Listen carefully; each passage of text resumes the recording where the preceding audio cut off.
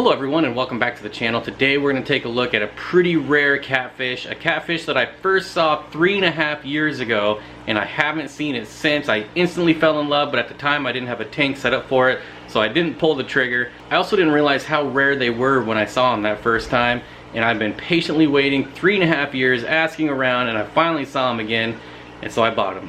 3 striped African glass fish.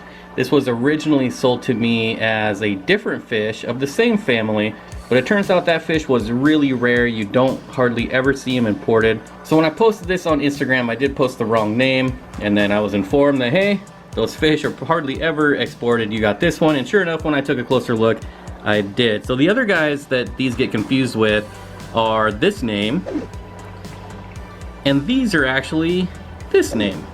Obviously, I'm not going to try to pronounce that, but the way to tell which one you got is these ones have 3 lines, 3 lateral lines. So there's one on top, one in the middle, and one on the bottom.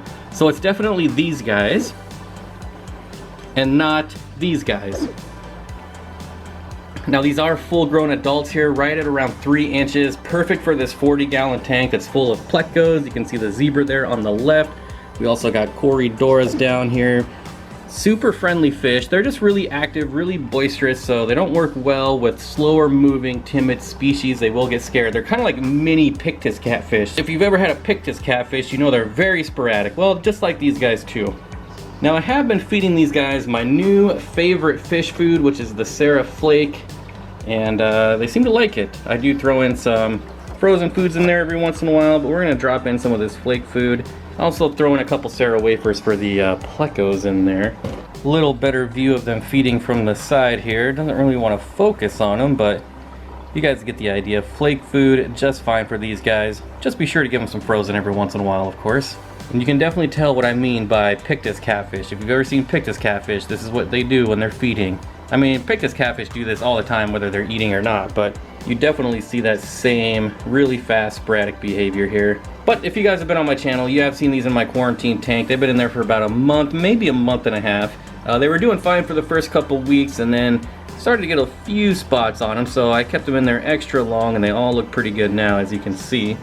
Now you guys know this was primarily my pleco tank, just a lot of oddball plecos, caves everywhere. But when I looked up the care requirements for these guys, this was pretty much perfect. They appreciate, you know, a little space. It's not a lot of flow. There's no flow on this side. The filter's on this side, so you do get flow over here. And then also they want one side with a lot of plants and then one side out in the open, like you can see. So seeing that this tank is pretty much set up perfect for them already, that's why they're in here.